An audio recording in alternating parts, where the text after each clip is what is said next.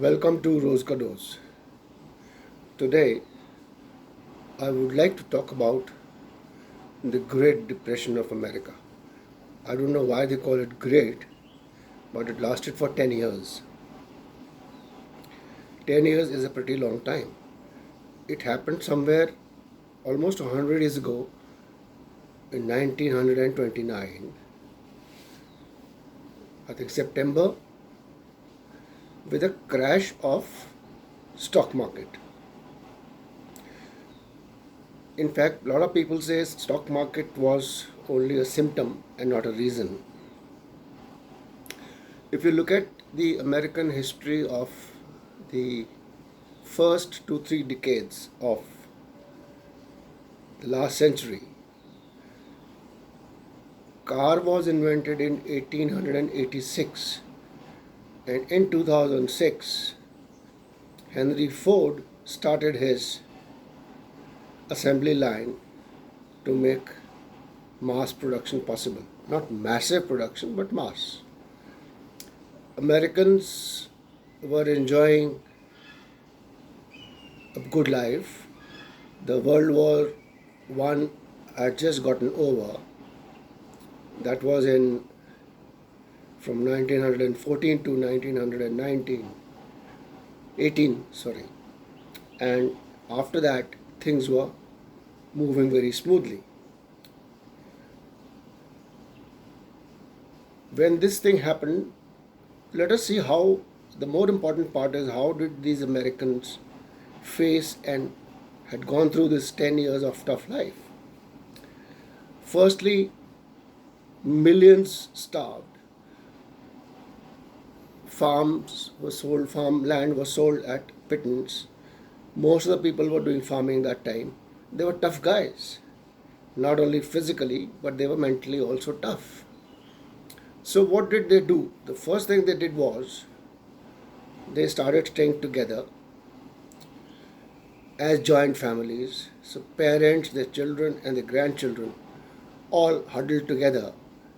And two, three advantages. One, the cost cutting. Second, it was a very big emotional support to each other. And they lived, laughed, cried all together. Mothers did the cooking part, and fathers did a bit of gardening where they started doing their own produce. They started growing vegetables. That time there was not so much of a noise about halla gulla about gender equality, why I should do, why my husband should not cook. So it was not that. So mothers were mothers and fathers were fathers. Today mothers are fathers and fathers are mothers and mothers and fathers are not fathers and mothers. So that is one very strong takeaway, that everybody did his job.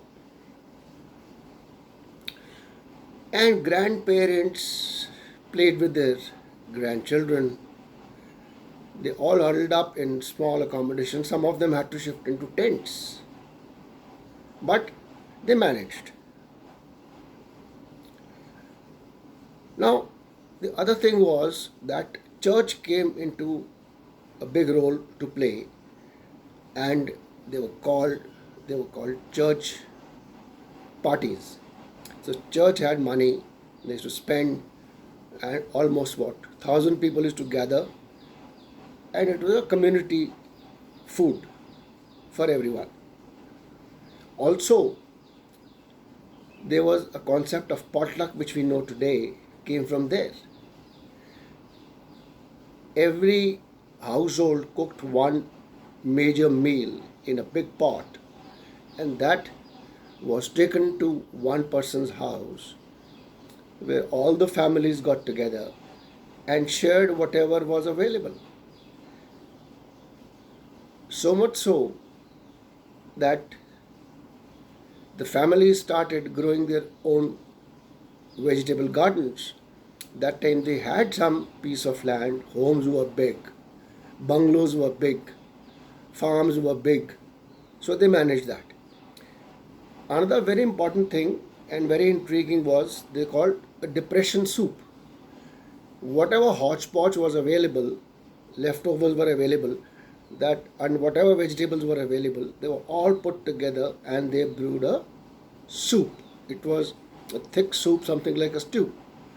And people till date say, who survived, that that was the best soup they ever had.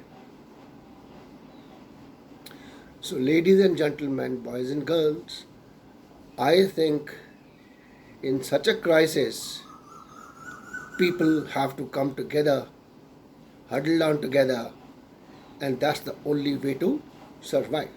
Thank you.